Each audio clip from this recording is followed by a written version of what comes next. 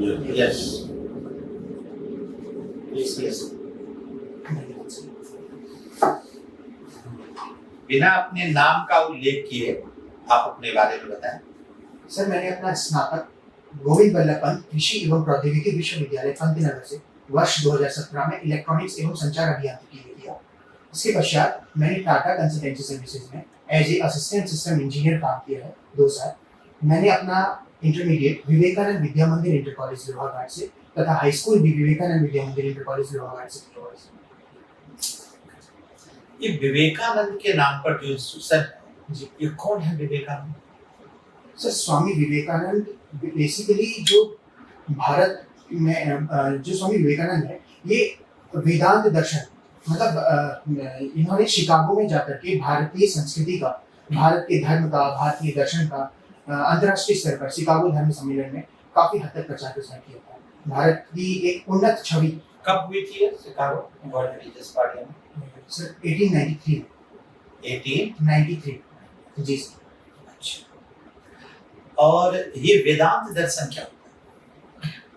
Sir, वेदांत दर्शन basically ये अद्वैत पे आधारित है, अर्थात कि ईश्वर एक ही है, ये अवधारणा मानते हुए चलते हैं। स्वामी विवेकानंद जी अपनी स्पीच में कहते भी थे, उन्होंने वहाँ पे अपनी स्पीच में ये बोला था कि जिस प्रकार से समस्त नदियाँ अंत तो गत्वा जा करके एक समुद्र में, सागर में मिल जाती हैं, उसी प्रकार से सभी प्रकार के जो धर्म है हमारे, उनका अंतिम लक्ष्य एक ही है, उस एक परमात्मा को प्राप्त करना, उस मोक्ष को प्राप्त करना, उस परमात्मा।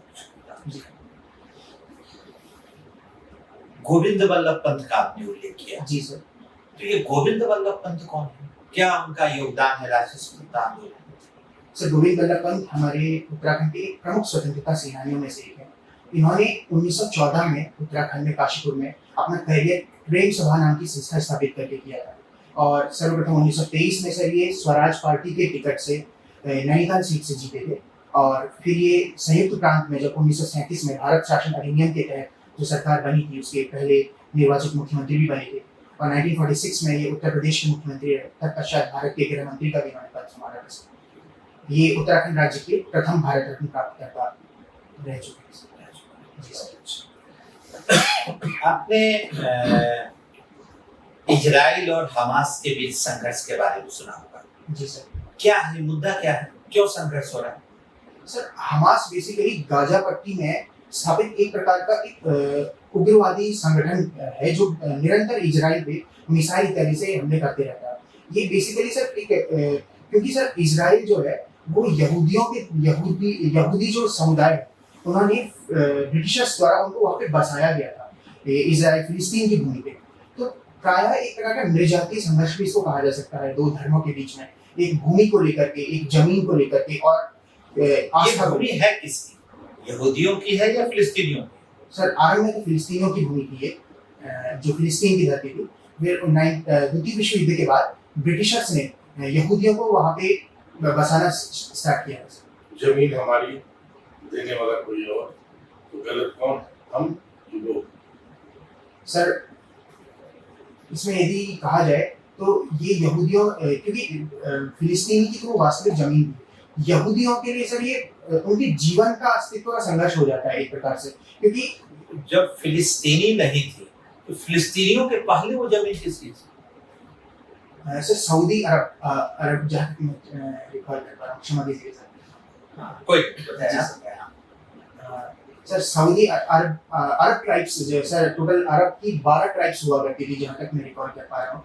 वो अरेबियन ट्राइब्स के जो, क्योंकि ये सर यहूदी इस्लाम ये बेसिकली अब्राहम से उत्पन्न हुई एक प्रकार से नृजातियाँ हैं, जनजातियाँ हैं। तो बेसिकली अब्राहम पे बिलीव करने वाली जनजातियाँ हैं, तो इधर ही से ये उभरी थी, और कुछ सऊदी अरब में रहते थे, कुछ इराक इत्यादि में रहती थी ट्राइब्स। तो वो ट्राइबल एरिया में बटा हुआ एक प्रकार से इलाका था, छोटी छोटी ट्राइब्स में बटी हुई ट्राइबल एंटिटी में बटा हुआ इलाका था, जितना सर मैं अभी रिकॉल कर पा रहा हूँ। जी सर। उत्तराखंड के बिल्कुल समीप है आपका तिब्बत। जी सर।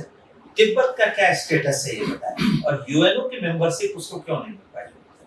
सर, 1959 में 1959 तक जो तिब्बत था वो एक ऑटोनोमस स्टेट था, लेकिन 1959 में चाइना ने तिब्बत को मतलब अपना अधिकार करके उसको एक अपना राज्य डिक्लेयर कर दिया था 1959 में। और दलाई लामा उस समय भारत आए थे वहाँ तिब्बत से, वहाँ के जो प्रमुख धर्मगुरु हैं। तो सर वर्तमान में तो तिब्बत चाइना के ही अंडर ही है। और जैसा कि हम जानते हैं यूएनओ में 5 ब्रिटिश पीरियड में क्या उसका स्टेटस था तिब्बत का? तिब्बत किसका पार्ट था? तिब्बत एक स्वतंत्र ऑटोनोमस स्टेट हुआ करता था सर, जितना मैं रिकॉल कर पा रहा हूँ ऑटोनोमस स्टेट होता था तिब्बत जी। अच्छा, आपसे लास्ट क्वेश्चन। जी सर। आप ऑलरेडी सिस्टम इंजीनियर हैं, टेक्निकल फील्ड में अपना योगदान भी दे रहे हैं जी, तो फिर क्यों आप प्रशासन में आना चाहते हैं? सर मैं जब टाटा कंसल्टेंसी सर्विसेज में मैंने लगभग 2 वर्ष काम किया, तो वहाँ काम के दौरान सर मैंने पाया कि जो मेरी जॉब थी वो उसका नेचर एक प्रकार से मोनोटोनस नेचर था सर।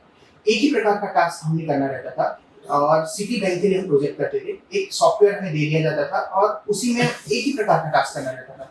निर्णय की कोई शक्ति नहीं थी, बस एक प्रकार का काम करना था सर। और जब मैं यहाँ अपने कॉलेज में अपना ग्रेजुएशन कर रहा था तो ग्रेजुएशन के दौरान मेरा मकसद, क्योंकि तृतीय वर्ष से थोड़ा थोड़ा मैं जनरल स्टडीज को पढ़ना पसंद करता था, इसमें रुचि तो जागृत हुई थी, लेकिन प्लेसमेंट हो गया था तो मैंने कंपनी ज्वाइन कर ली थी। लेकिन सर फिर धीरे धीरे वहाँ से रुचि मेरी उगने लगी और इस ओर पूर्णतः रुझान आया तो मैंने अपनी तैयारी करना शुरू कर दिया सर। ईरान और इजराइल दोनों के बीच में युद्ध हो रहे हैं स्थिति में है। जी जब फिलिस्तीन का मैटर हुआ तो उस समय उन्होंने उसका सपोर्ट किया, लेकिन जब ईरान और इजराइल की बात आई तो जो अरबियन कंट्री थे उन्होंने इजराइल का समर्थन करना शुरू कर दिया। ऐसा क्यों? सर जहाँ तक मुझे लगता है कि जो इजराइल है, इजराइल उन अरेबियन कंट्रीज में तकनीकी रूप से और परमाणु शक्ति के रूप में भी संपन्न राष्ट्र में से माना जाता है, क्योंकि परमाणु क्योंकि इसके इनरिच यूरेनियम के ऊपर काफी हद तक काम कर रहा है। और इसके अतिरिक्त उसका आर्थिक स्थिति भी as compare to other Arabian state की है, तो शायद सर ये रीजन होगा। बाकी इस बारे में सर मैं ज्यादा गैस नहीं कर सकता। मान लीजिए आप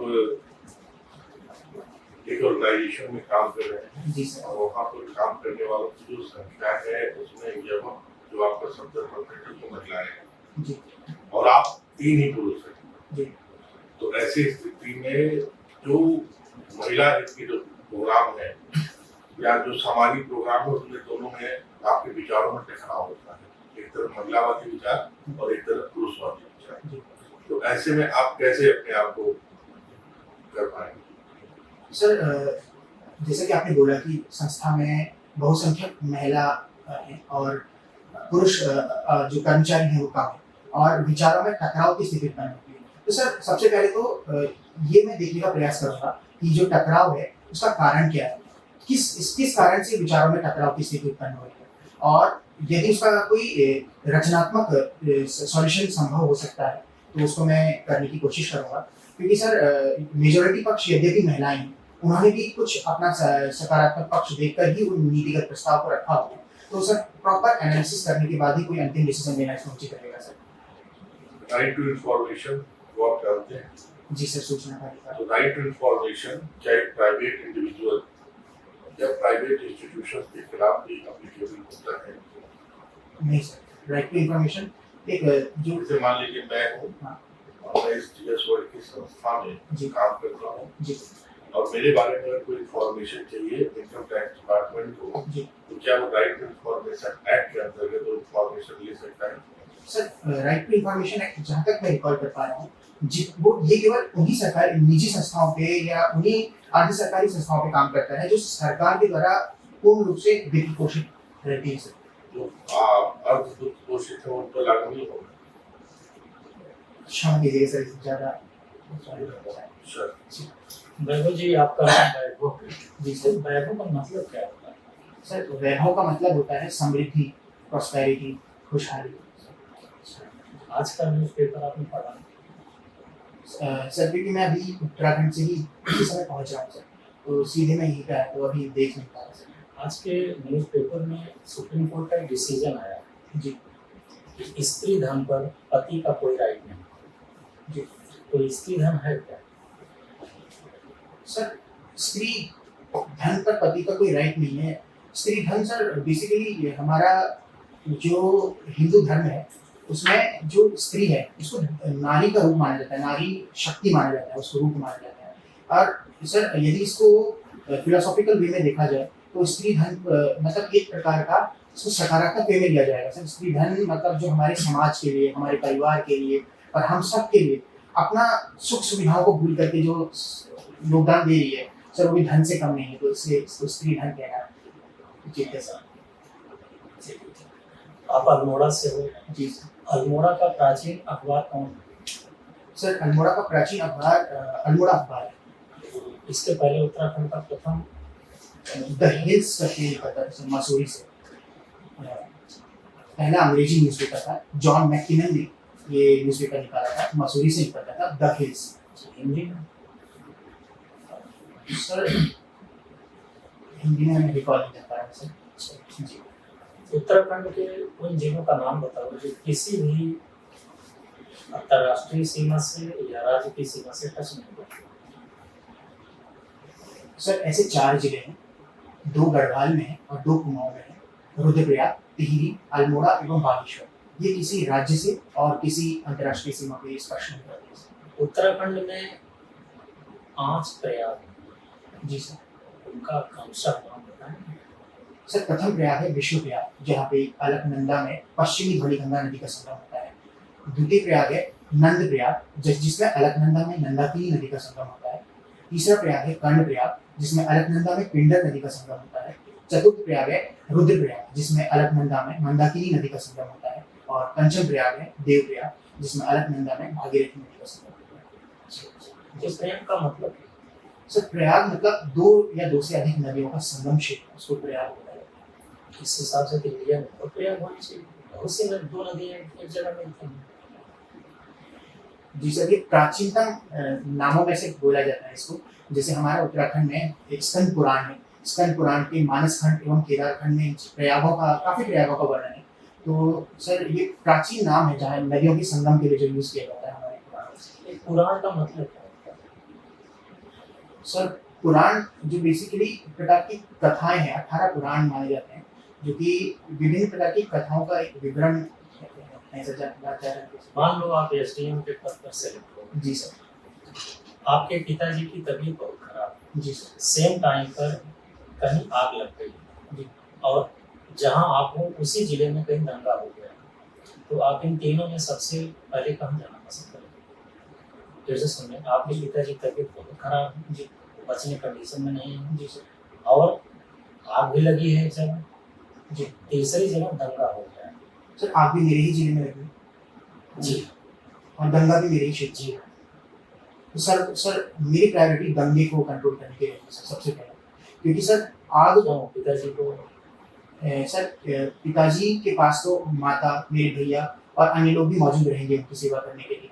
तो सर जब मैं ये राज्य की सेवा में जा रहा हूँ तो भारत के संविधान की शपथ लेके करके मेरा कर्तव्य बनता है कि जिस क्षेत्र में मुझे सरकार के द्वारा नियुक्त किया गया है उस क्षेत्र में शांति व्यवस्था को बनाए रखना मेरा प्रथम कर्तव्य है। तो सर जो दंगे जैसी स्थिति होती है, जो कि लॉ एंड ऑर्डर का इश्यू होता है सर, उस क्षेत्र में अशांति के लिए प्रमुख कारक माना जाता है सर। तो मेरी प्रायोरिटी सर उसको कम करने की रहेगी। और जैसा कि अग्निशमन आपने बोला, इसके लिए अन्य डिपार्टमेंट भी मौजूद है सर, वो उसको कम करने का प्रयास करें। Thank you. धन्यवाद सर।